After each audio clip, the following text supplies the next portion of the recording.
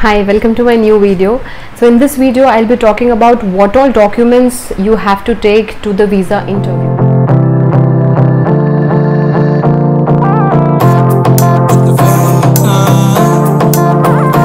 I prepared a list of documents before going to my interview. If you want to check my interview experience, please do check it out on my channel. What kind of file can you take to the visa interview?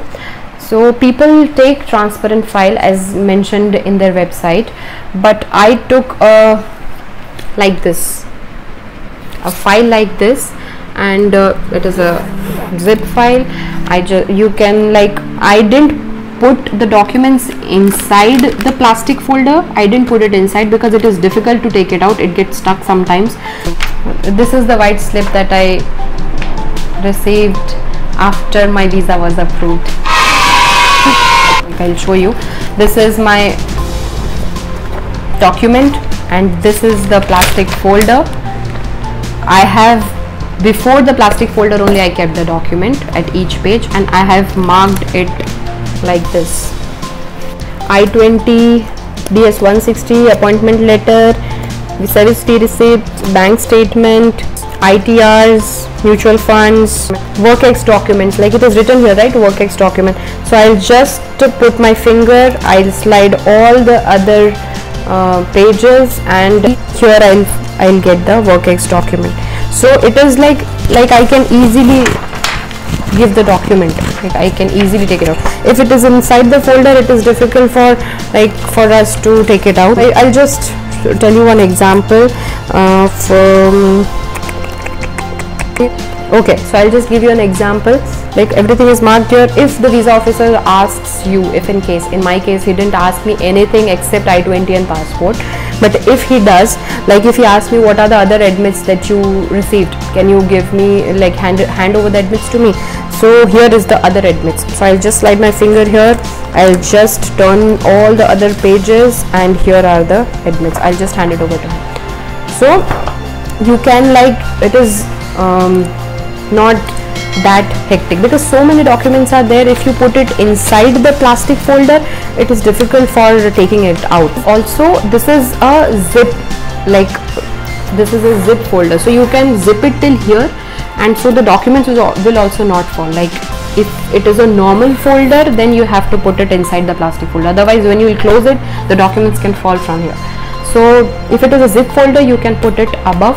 I took a pen, I took some more sticky cards and my passport size photograph and another Indian valid government ID, just for not required, but I took it. So okay, I'll just give you the list of documents that you should take with you for your visa interview.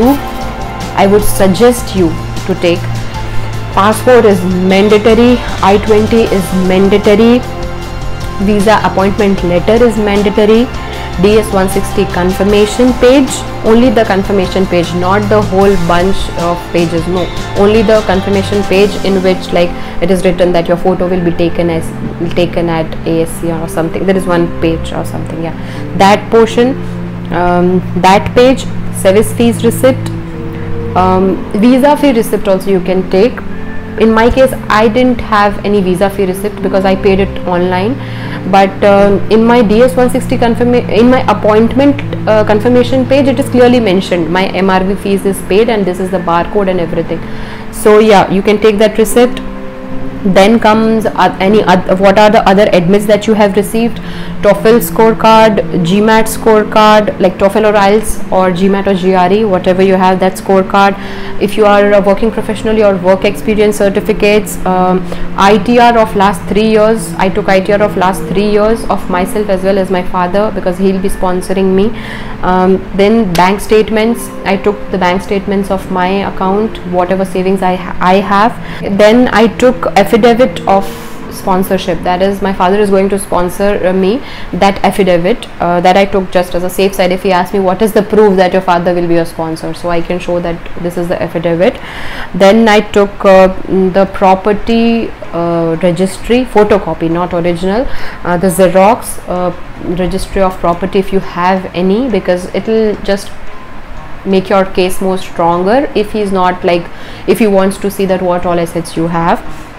The next thing I took is 10th mark sheet, 12th mark sheet, and my all 8 semesters original mark sheets. I took all original ones.